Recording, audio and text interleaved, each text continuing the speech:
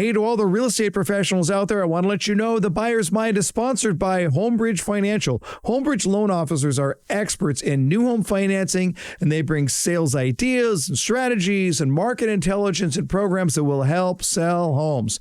To learn more about that, go to builder.homebridge.com. Homebridge Financial, home financing made easy. How much do you depend on your sales team? And how much does the rest of your sales team depend on you? Let's get into that on today's episode of The Buyer's Mind. Welcome to The Buyer's Mind, where we take a closer look deep inside your customer's decision-making mechanism to reverse engineer the perfect sales presentation. Now, please welcome your host, Jeff Shore. Hey everyone, welcome once again to The Buyer's Mind. I'm your host, Jeff Shore, and this is the podcast where we try to understand what our customers are going through in their decision-making process. What do they see? What do they experience? What do they feel? How do they make decisions? And today we're going to talk about the customer's view of the team. And I'm going to start by looking at it from the perspective of a company we all know called Chick-fil-A. And if I asked you all right now to email me with your stories of bad experiences with Chick-fil-A representatives. Now, I have no doubt it's a huge company and this is a big country. I have no doubt that there are people who are going to be able to come up with some examples of when things did not go well at a Chick-fil-A. But I would venture to guess, and I don't think I'm too far off base here, that most of you would have very positive things to say about your experience at Chick-fil-A. And not only would you have positive things to say, but you would have positive things to say over and over again. That is that the approach at a Chick-fil-A, the consistency of the way they do business is incredibly profound. It is a wonderful experience and a very consistent experience from store to store, no matter where you are. Whenever you go into a Chick-fil-A, you can expect to have a pretty good experience. Now, why is that so important and what does it have to do with you? Well, it comes down to this idea. When I walk into a Chick-fil-A today, my expectation of that experience is going to be based entirely on my previous experiences at a Chick-fil-A. Right? That's the way it works. Our customers are trained.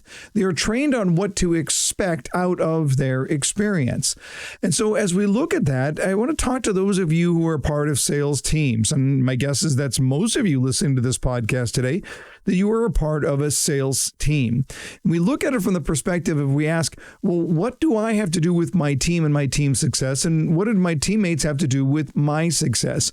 And I want to give you a picture of that real quick. And I'm going to take it out of the sales avenue here for just a moment and talk about one of my hockey teams. So many of you, if you follow the podcast, you know that I play in a couple of different hockey teams. One of my teams is the Assassins.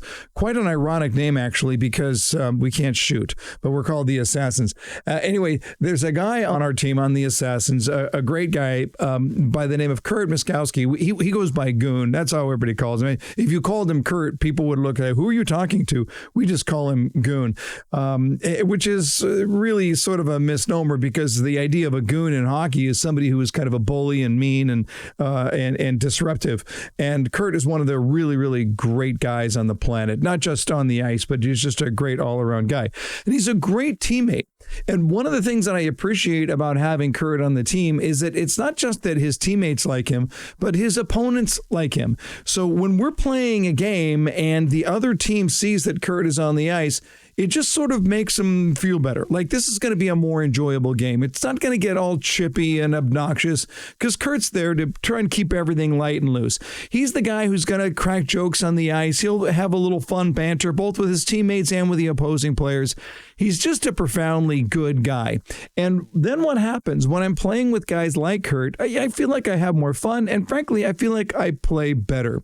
Now, when we think about how that translates over into the environment of a sales team, I'm going to suggest you here that the story of Kurt, or Goon as we call him, is going to be seen in how his approach has an impact on the other team. And if we correlate that into the sales environment and we look at from the idea of what does our customer see? Why is it important that I'm supporting my other teammates, and why is it important that they are supporting me?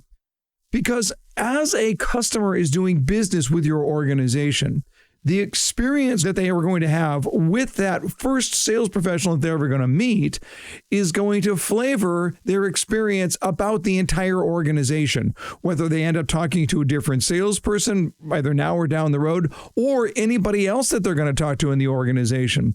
The salesperson, the sales professional, is the face of the organization, and as the face, they set the cultural tone. That is, they demonstrate to the company what this type of experience is going to be like. So if we look at it and think, okay, I've got somebody here who is going to purchase whatever, they're looking for jewelry, and they're going to go into a Hearts on Fire diamond store, and they're going to talk to somebody at that Hearts on Fire store who's going to give them an education and tell them about their diamonds and why they're so great. The quality of that interaction is going to be absolutely critical.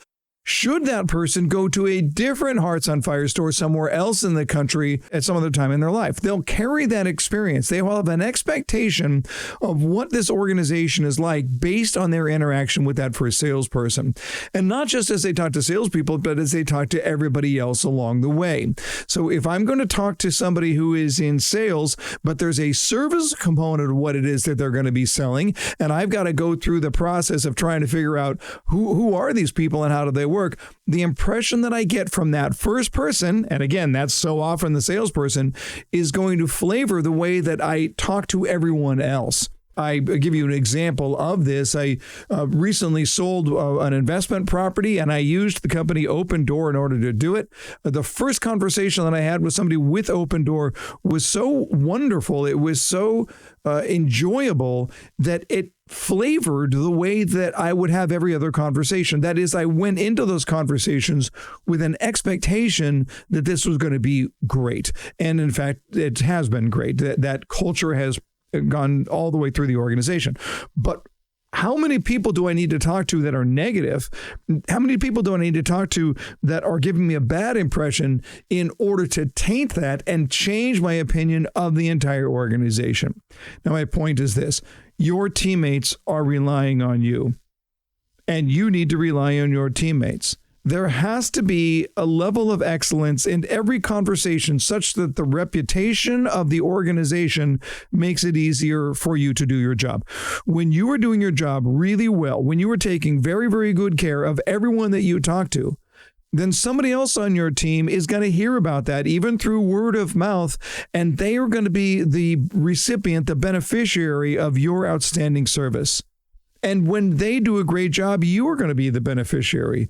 So I want to encourage you to do what you can do, to make the first move, to pay it forward, if you will, to be the best version of you can be, not just so you can get the sale, but so that your teammates are more successful, so your teammates are more effective, so that they will have better relationships with their customers. Are you doing your part, or are you waiting for everybody else to do theirs, some sort of company initiative? Just want to encourage you, do it on your own. Take the lead to give your best service so that you can build up the environment for the entire organization. That is the way you can go about changing people's world. Hey, by the way, before we wrap it up, I've got a new book coming out. It's titled Follow Up and Close the Sale. And in it, I'm going to share with you what you need to know for successful follow-up that's going to benefit you throughout your career. If you want to join the interest list of the book, if you want to stay notified on all things related to follow-up and some value extras that we're going to throw your way, just go to jeffshore.com/salesfollowup and share your email with us.